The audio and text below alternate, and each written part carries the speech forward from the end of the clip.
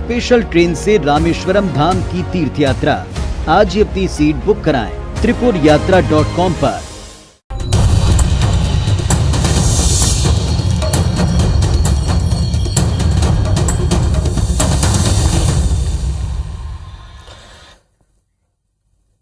नमस्कार, अब छत्तीसगढ़ की बारी में स्वागत है आप सभी का। मैं हूं आपके साथ श्रवण तंबोले। इस बुलेटिन में देखेंगे दिन भर की तमाम छत्तीसगढ़ की बड़ी खबरों को विस्तार से, और इसके साथ ही बड़ी खबरों को देखेंगे 5 मिनट में 50 खबरों में।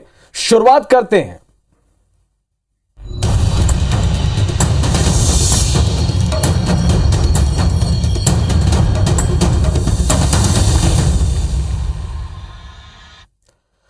छत्तीसगढ़ में पिछले 2 दिनों से छत्तीसगढ़ और गुजरात मॉडल को लेकर खूब चर्चा हो रही। आज एक बार फिर से मुख्यमंत्री भूपेश बघेल ने भाजपा नेताओं को चुनौती दी कि छत्तीसगढ़ और गुजरात मॉडल पर किसी भी राज्य में चुनाव लड़ाकर देख लें और पता चल जाएगा कि लोग किस मॉडल को पसंद करते हैं। छत्तीसगढ़ मॉडल बनाम गुजरात मॉडल की चर्चा अब दावों और चैलेंज तक पहुंच चुकी है। सीएम भूपेश बघेल ने एक बार फिर बीजेपी नेताओं को चैलेंज दिया कि एक तरफ छत्तीसगढ़ मॉडल और दूसरी तरफ गुजरात मॉडल को लोगों के सामने रखें। उसके बाद बीजेपी जनता को डिसाइड करने दे कि कौन बेहतर है। तो ऐसा है तो छत्तीसगढ़ मॉडल पे और गुजरात मॉडल पे ही मतदान करा ले। किसी एक प्रदेश में समझ आ जाएगा कौन सा मॉडल को लोग पसंद करते हैं। देश भर में गुजरात मॉडल को आधार बनाकर वोट मांगने वाली बीजेपी भी इस पर और कहा कि जनता ने तो पहले ही गुजरात मॉडल वाले पीएम को चुन लिया है। वहीं छत्तीसगढ़ के मॉडल को यूपी असम की जनता नकार चुकी है। भूपेश मॉडल का तो आपने देख लिया, यूपी में क्या हालत हुई है। भूपेश मॉडल की हालत गुजरात में भी क्या होने वाली है, उत्तराखंड में भी क्या होने वाली है, आने वाले समय पर दिखेगा। 2023 और 2024 के चुनाव से पहले देश और प्रदेश में अपने अपने मॉडल को बेहतर बताने की होड़ चल रही है। तय तो आखिर जनता को ही करना है।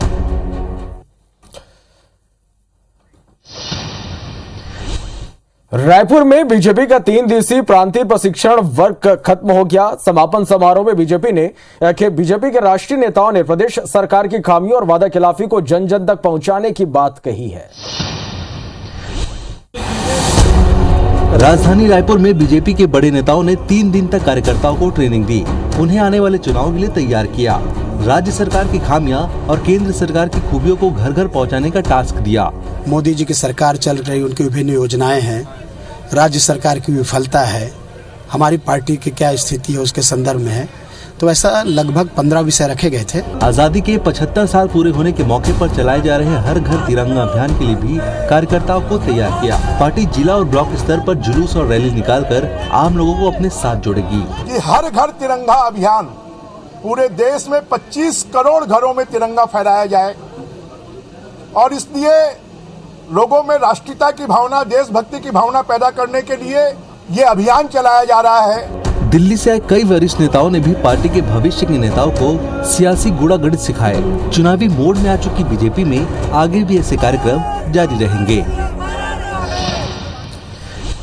बढ़ते आगे, हिदायतुल्लाह लॉ यूनिवर्सिटी का 5वां दीक्षांत समारोह आज संपन्न हुआ। कार्यक्रम में उच्चतम न्यायालय के मुख्य न्यायाधीश न्यायमूर्ति एन.वी. रमन्ना और मुख्यमंत्री भूपेश बघेल समेत कई अतिथि शामिल हुए।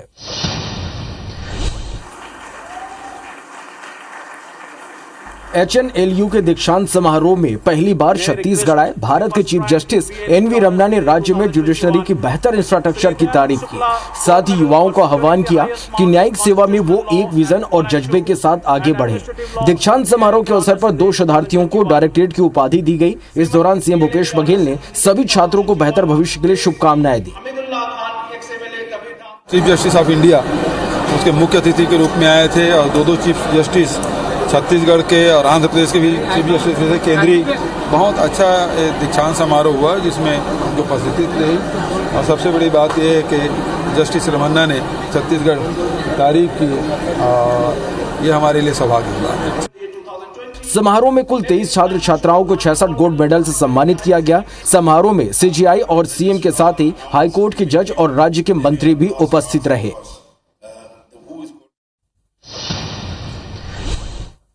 कर्मचारियों का विरोध छत्तीसगढ़ में थमने का नाम नहीं ले रहा। पहले 5 दिन की हड़ताल की कामकाज ठप रखा और हड़ताल पर एक्शन हुआ तो फिर विरोध जताया। छत्तीसगढ़ के सरकारी अधिकारी कर्मचारी 25 से 29 जून तक महंगाई भत्ता बढ़ाने को लेकर हड़ताल पर थे, जिसके बाद शासन ने हड़ताल करने वाले कर्मचारियों का 5 दिन का वेतन काटने का आदेश दिया था। शासन के इस आदेश का छत्तीसगढ़ कर्मचारी अधिकारी फेडरेशन ने विरोध जताया। वेतन कटौती के आदेश को लेकर कर्मचारियों ने रैली भी निकाली और आदेश की कॉपियां भी जलाई। चिंतन मनन कर रहे हैं कि जो चौथे चरण का जो हम अनिश्चितकालीन आंदोलन हम करने जा रहे हैं उसके बारे में हम समीक्षा कर रहे हैं। शासन ने जो आदेश जारी किया है इस आदेश का हम विरोध करते हैं और उसकी प्रति हमने जलाई है और सरकार से हम चाहते हैं कि दमनकारी नीति को छोड़कर एक संवाद की स्थिति जो है ऐसा वातावरण पैदा करे और जो समस्या जो स्थिति अभी निर्मित हुई है इसका समाधान करने का प्रयास करें। कर्मचारी नेताओं का कहना है कि अगर आने वाले समय में मांगे पूरी नहीं हुई तो सरकार के खिलाफ अनिश्चितकालीन आंदोलन भी किया जाएगा, यानी फिर अधिकारी कर्मचारियों का प्रदर्शन देखने को मिल सकता है। बढ़ते आगे, सरगुजा में मानसून मेहरबान होता नजर नहीं आ रहा। एक तरफ देश के कई इलाकों में नदी नाले उफान पर हैं, तो बलरामपुर इलाके में नदी सूखने के कगार पर है और किसान परेशान हैं।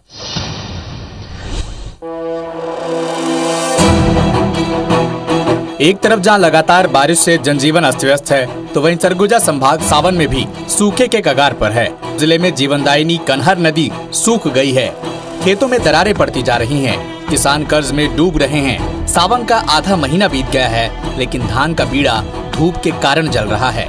जानकारों का मानना है कि 50 सालों में बलरामपुर में ऐसे हालत कभी नहीं बने। बारिश की तो स्थिति वास्तव में काफी चिंताजनक है। किसान रोपा बीड़ा करके अपने खेतों में रोपा लगाने का इंतजार कर रहे हैं, लेकिन फिर भी उम्मीद है कि आगे बरस जाए। हालात इतने बिगड़ गए हैं कि बारिश कराने के लिए टोटके का सहारा भी लेना पड़ रहा है। कहीं किसान और इंद्रदेव को प्रसन्न करने के लिए मांदर बजाए जा रहे हैं, तो कहीं ग्राम देवता की पूजा की जा रही है, तो कहीं मेंढक मेंढकी की शादी भी कराई जा रही है। देखना होगा सरगुजा पर मानसून कब मेहरबान होता है।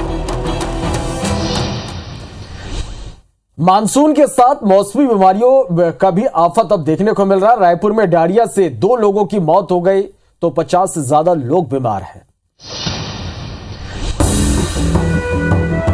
रायपुर में मानसून के साथ साथ मौसमी बीमारियों ने भी कई घरों में एंट्री कर ली है।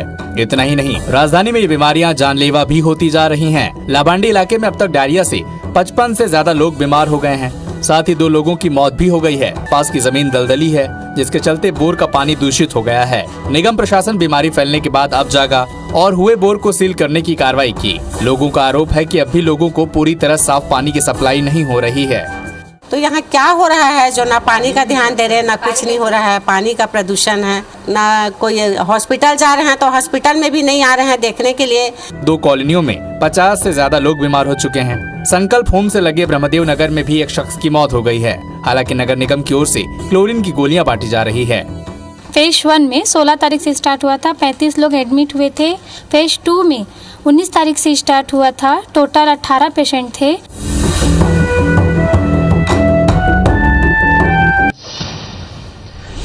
छत्तीसगढ़ में कुपोषण दूर करने को लेकर अभियान तो चलाया जा रहा, लेकिन बच्चों और महिलाओं के सही आंकड़े अपलोड नहीं किए जा रहे हैं। अब इसमें कई तरह की दिक्कतों का सामना भी करना पड़ रहा। केंद्रीय महिला बाल विकास विभाग बच्चों में कुपोषण को दूर करने के लिए सही पोषण देश रोशन नाम से कार्यक्रम चला रहा है। इसके तहत पोषण ट्रैकर ऐप तैयार किया गया है, जिसमें पोषण की मैपिंग के लिए नवजात से लेकर 6 साल तक के बच्चों और गर्भवती महिलाओं का डेटा अपलोड करना है। ये काम आंगनबाड़ी कार्यकर्ताओं को सौंपा गया है, लेकिन कार्यकर्ताओं ने हाथ खड़े कर दिए हैं। कार्यकर्ताओं का कहना है कि विभाग उन्हें स्मार्टफोन उपलब्ध नहीं करा रहा है, न ही खर्च दिया जा रहा है। तो लगातार शासन से संगठन मोबाइल की मांग कर रहा है एवं मोबाइल में जो नेट खर्च आता है उसकी मांग कर रहा है, ताकि वो मोबाइल का खर्च दे तब हम काम करें। कई आंगनबाड़ी कार्यकर्ताओं के पास स्मार्टफोन भी नहीं है, कुछ को स्मार्टफोन इस्तेमाल करने भी नहीं आता। ऐसे में ऐप के माध्यम से पोषण ट्रैकर पर जानकारी कैसे अपलोड हो पाएगी? सरकार जब तक आंगनबाड़ी कार्यकर्ताओं को ट्रेनिंग और संसाधन मुहैया नहीं कराती, तब तक ऐसी योजना की मॉनिटरिंग आसान नहीं होगी। अंबिकापुर के मैनपाट ब्लॉक में एक परिवार ने वापस हिंदू धर्म अपना लिया। यानी पहले वे हिंदू ही थे, लेकिन फिर ईसाई धर्म अपना लिया था। हिंदू धर्म में वापसी के बाद परिवार ने बाकी भटके हुए लोगों से भी हिंदू धर्म अपनाने की अपील की है। हमारे साथ सीतापुर के एक शख्सियत सेतराम बड़ा, जो मैन पाट के तराई क्षेत्र कोट छाल के रहने वाले हैं, वो मौजूद हैं। इससे पहले वे ईसाई धर्म को मानते थे और उन्होंने जो है अब हिंदू धर्म यानी सनातन धर्म में अपनी वापसी की है। फिर हिंदू धर्म में आपका वापसी हुआ? जी, मैं पहले हिंदू धर्म में ही था और फिर कुछ समय पहले मैं क्रिश्चियन बन गया था, यानी ईसाई समाज का मैं भी पूजा पाठ करने लगा था। क्योंकि अभी 26 जुलाई को फिर मैं जल उठा के चुरकी पानी शंकर जी का मंदिर में वहाँ जल अभिषेक किया जी। पुनः फिर मैं अपने सनातन धर्म में वापस आ गया हूँ। अपनी स्वेच्छा से जो है स्वयं के विचार करके इन्होंने हिंदू धर्म में वापसी की है। रोशन सोनी, IBC 24, अंबिकापुर ग्रामीण। मरवाही वन मंडल में हाथियों की आवाजाही बढ़ने से ग्रामीण और वन विभाग की चिंता बढ़ गई है। मरवाही वन मंडल को वैसे तो भालुओं की अधिक संख्या के कारण भालू लैंड के नाम से जाना जाता रहा, लेकिन 2016 से यहां हाथियों की आवाजाही भी शुरू हुई है। मरवाही वन मंडल में 2016 के बाद से अब तक हाथियों की वजह से 25 लोगों की जान जा चुकी है, जबकि सैकड़ों घरों में हाथियों ने नुकसान पहुंचाया है। वन विभाग के अधिकारियों का कहना है कि वो हाथियों के आने की सूचना पर लोगों को अलर्ट भी कर देते हैं। पिछले 1 वर्ष में 5 लोगों की मौत हो चुकी है और हाथी अगर क्या है कि यहाँ पे आगमन का क्षेत्र है तो अचानक से जैसे आता है रात को, ऐसे टाइम पे आता है जहाँ हम सूचना नहीं दे पाए, या तो उससे ज़्यादा समस्याएं होती हैं। लेकिन हाथियों से जन धन की हानि ये दिखाती है लोगों को अलर्ट कर देना काफी नहीं है।